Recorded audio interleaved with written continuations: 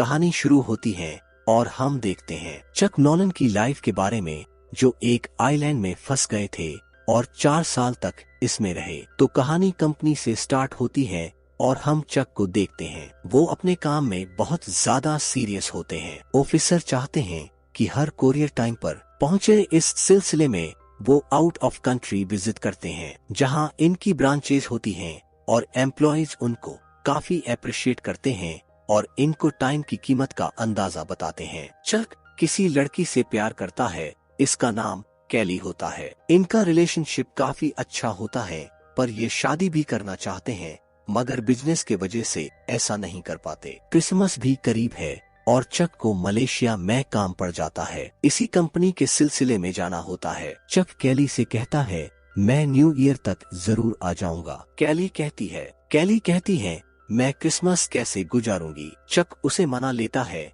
चक और कैली एक दूसरे को क्रिसमस का तोहफा देते हैं। कैली चक को एक घड़ी देती है, इसमें कैली की तस्वीर होती है। अब चक मलेशिया के लिए निकल जाता है और रास्ते में ही बहुत बड़ा तूफान आ जाता है, जिसकी वजह से इनका प्लेन क्रैश हो जाता है और ये प्लेन कंपनी का पर्सनल होता है। प्लेन में 4 लोग और भी होते हैं और ये प्लेन एक पैसिफिक ओशन में गिर जाता है और इनमें सिर्फ चक ही बचता है। समंदर का तेज तूफान चक को बहा कर ले जाता है, पर जब सुबह उसकी आंख खुलती है तो एक कश्ती पर होता है और आसपास कुछ नहीं होता। वहाँ चक परेशान हो जाता है। वहाँ चक बेहद आवाजें लगाता है, लेकिन कोई इंसान का नामो निशान वहाँ नहीं होता। तो वो जमीन पर बड़ा सा हेल्प लिख देता है। ऊपर से गुजरता कोई प्लेन उसे देखकर उसकी मदद के लिए आ जाए। रात बहुत हो जाती है और वो सो जाता है। अगले दिन वो उठता है तो देखता है कि उसने रेत पर हेल्प लिखा था,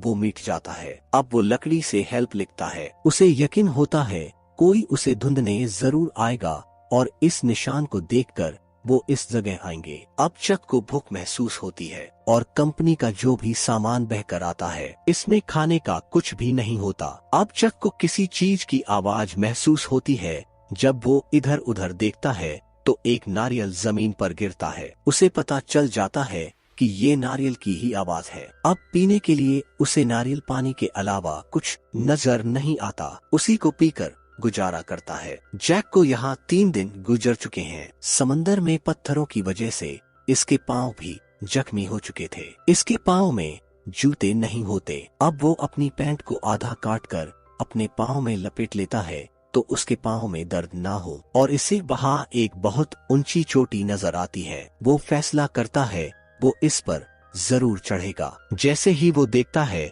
कि वो कैसे ऊपर चढ़ सकता है, अंदाजा लगाकर वो चोटी पर चढ़ने में कामयाब हो जाता है और उसे ऊपर से समंदर में कोई चीज तैरती हुई नजर आती है। जब वो वापस नीचे आता है तो देखकर हैरान रह जाता है कि वो इसके प्लेन के पायलट की डेड बॉडी थी। वो बहुत रोता है और इसे दफनाने का इंतजाम करता है, मगर वो दफनाने से पहले उसके जूते और टॉर्च रख लेता है। अब वो इसी आइलैंड में जिंदगी गुजारने का आदी हो गया था। वो पत्तों पर गिरी ओस को पीकर गुजारा करता है और मछली मारने की कोशिश करता है, मगर नाकाम हो जाता है। इसे खाने के लिए नारियल पानी और रात को पत्तों पर गिरी ओस के अलावा कुछ भी हासिल नहीं होता। वो उसी को खाकर गुजारा करता है। अब रात के वक्त उसे समंदर में एक शिप नजर आता है। उसे देखकर वो बहुत एक्साइटेड हो जाता है और आवाजें लगाता है। टॉर्च की लाइट ऑन करता है, मगर इतनी दूर से कोई फायदा नहीं होता। अगले ही दिन ये फैसला करता है कि इसके पास जो एयरबोट है वो इसमें बैठकर समंदर से निकल जाएगा। वो जान गया था कि इधर कोई भी नहीं है। अब जब वो वहां से निकलने की कोशिश करता है तो लहरें इतनी तेज होती है कि इनकी रफ्तार की वजह से वो समंदर में गिर जाता है। इसी दौरान उसके पांव पर चोट लग जाती है और खून भी बहुत निकलता है। चेक वापस अपनी जगह आ जाता है और अब उसी दौरान बारिश शुरू हो जाती है। इसे एक गुफा दिखाई देती है। वो रात गुजारने के लिए उसमें चला जाता है और टॉर्च ऑन कर लेता है और सारी रात टॉर्च ऑन रहने की वजह से इसकी बैटरी भी लो हो जाती है। अब रोशनी के लिए इसके पास और कुछ नहीं होता और ये तक नहीं जानता कि आग कैसे जलाते हैं। अब वो वापस आता है और कंपनी के सामान में से कुछ चीजें मिलती है जो तैरकर इसके साथ आ गई थी। वो इनको खोलता है, मगर इसमें इसके काम की एक या दो चीजें ही होती हैं। एक, उसे जूते मिलते हैं जो स्केटिंग के लिए होते हैं। इसके नीचे ब्लेड लगा होता है, वो इससे नारियल को आराम से फाड़ लेता है। अब वो किसी भी चीज को काट सकता है। अब वो एक लकड़ी को काटता है और नुकीली सी बना लेता है और मछलियों को पकड़ लेता है। वो मछली को कच्चा तो नहीं खा सकता, इसीलिए वो आग जलाने की बेहद कोशिश करता है, मगर कामयाब नहीं हो पाता। अब चक को आइडिया आता है कि अगर मैं दो लकड़ियों को रख दूं तो शायद मैं कामयाब हो जाऊं, और ऐसा ही होता है, उसे कामयाबी मिल जाती है। वो पहली बार इतना खुश हुआ होता है। बीच पर आने के बाद चक को वहाँ जो सामान नजर आता है कंपनी का, इसमें एक फुटबॉल भी उसे दिखाई देता है। इस पर चक का ब्लड लगा होता है। वो इसको हाथ से नाक और होंठों की शेप देता है, उसको एक चेहरे में तब्दील करता है और इसको अपना दोस्त बनाकर इससे बातें करता है और उसे आग के पास कुछ खोने के लिए रख देता है और उसको विल्सन का नाम लेता है। और वहाँ पर चक का एक और मसला सामने आता है, इसके दांत का दर्द। ये बहुत पुराना दर्द है, मगर इसने कभी चेकअप ही नहीं करवाया। अब चक ने इसे तोड़ना है और वो तोड़ लेता है और साथ ही बेहोश हो जाता है। और वक्त गुजरने के साथ साथ उसे 4 साल हो जाते हैं आइलैंड पर। 4 सालों में वो इस जगह जीना सीख लेता है। इसका हुलिया बिगड़ चुका है, इसके सर के बाल बेहद बड़े हैं और वो बेहद कमजोर दिखाई देता है। इसे इतना तजुर्बा हो गया था, वो दूर से ही डंडा फेंककर मछली को पकड़ लिया करता था। चक की दोस्ती विल्सन से काफी हो गई थी, वो इससे काफी बातें करता था। अब एक दिन मछली खा रहा होता है, कैसे कब आ जाती है चक देखता है तो वो एक स्टील की शीट होती है। उसे एक आइडिया आता है कि इसकी मदद से वो यहाँ से निकल सकता है, और जब भी निकलने की कोशिश करता है लहरें उसे जाने नहीं देती। वो नारियल की लकड़ी काट काट कर एक बोर्ड तैयार करता है और स्टील की शीट इसके आगे लगाता है। हालांकि बोर्ड तैयार करना आसान नहीं था, पर वो ये फैसला करता है कि जब हवाएं कम होंगी तो वो निकलने की कोशिश करेगा और शीट को वो बोर्ड के आगे लगाता है ताकि जब वो बोट में बैठे तो शीट की मदद से पानी को धकेल सके और वो आगे जा सके। चक विल्सन को अंदर रखता है और निकल जाता है।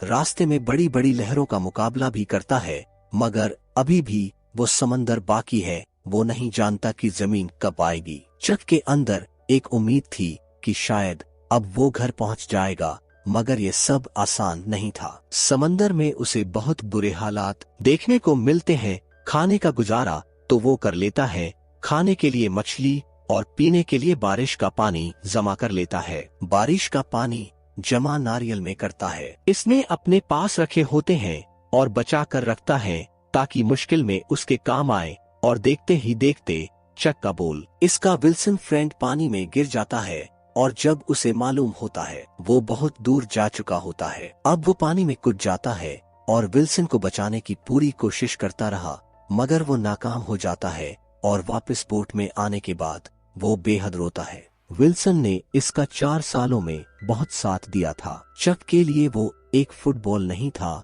वो इससे बहुत अटैच हो गया था, इसलिए इसके जाने का बहुत दुख होता है। अब बहुत दिनों के सफर के बाद थक चुका था, पर एक शिप इसके आगे से गुजरता है जो इसे देख लेता है और इसे बचा लेता है। चक वापस आ चुका था। वापस आने के बाद वो देखता है कि सब बदल चुका था। इसके दोस्त और घर वाले समझते कि वो मर चुका है, पर इसकी गर्लफ्रेंड कैली जो एक दूसरे से बहुत मोहब्बत करते थे वो शादी कर चुकी थी, पर इसकी एक बेटी भी होती है। चक इससे मिलने जाता है तो वो बेहद खुश होती है और गले से लगा लेती है। अब कैली शादीशुदा है, इसलिए अब कुछ नहीं हो सकता और इनके रास्ते अलग हैं। चक कैली ने जाते हुए जो घड़ी दी थी वो इसे वापस कर देता है, क्योंकि वो कैली की फैमिली घड़ी होती है, पर इस घड़ी की तस्वीर अपने पास रख लेता है। कैली उसे कहती है तुमने वादा किया था कि तुम जरूर आओगे। चक उसे सॉरी बोलता है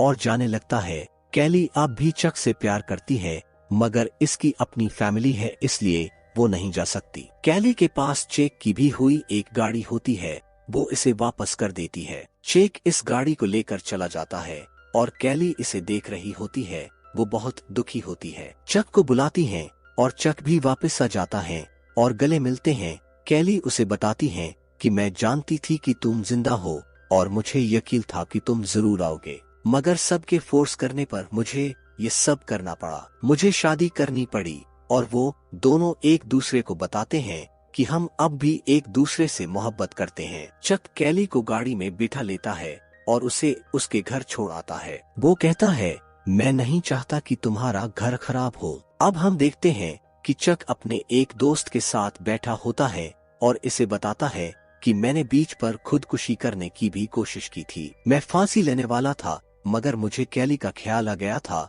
कि मुझे उसके पास जाना है, और आज जब मैं वापस आया हूँ तो इसे खो चुका हूँ। वक्त ने कैली को मजबूर कर दिया कि वो अपना रास्ता चुन ले और इसने शादी कर ली। अब चौक अकेला रह गया था, लेकिन जिंदगी को आगे जाना ही होता है। और अंत में ये होता है कि चक के पास एक पैकेज है जो वो आइलैंड से बचा कर लाता है। प्लेन रुकने के बाद बोस पैकेजेस किनारे आ जाते हैं, पर वो सोचता है कि वो घर जाने के बाद खोलेगा, मगर वो ऐसा नहीं करता और वो पैकेज को वापस करने आता है, मगर वहाँ पर कोई नहीं होता और वो एक नोट लिखकर दरवाजे पर लग देता है, जिसमें लिखा होता है कि this package save my life, और वहाँ से चला जाता है। चेक को अब हम एक कच्चे रास्ते की तरफ देखते हैं और वहाँ वो मैप देख रहा होता है कि वो कहाँ जाए, तो एक लड़की आती है और इसे रास्ता बताती है। इसकी गाड़ी पर भी वही बिग्स का निशान होता है जो पैकेज पर होता है। अब चेक इसका पीछा करता है तो वो उसी घर जाती है जहाँ चेक नोट लिख कर रखा गया था, पर इसमें भी अपना पार्टनर खो दिया होता है। अब चक और बेटी ना हो सकता है, फ्यूचर में मिल जाए। चक की आंखों में एक उम्मीद होती है और फिल्म की कहानी खत्म हो जाती है। तो गाइस, आपको कास्ट अवे का एक्सप्लेनेशन कैसा लगा हमें कमेंट सेक्शन में जरूर लिखेगा, और ऐसे अमेजिंग वीडियो के लिए शेयर, सब्सक्राइब और लाइक, और मिलते हैं अगले वीडियो में। Thanks for watching folded hands, blue heart.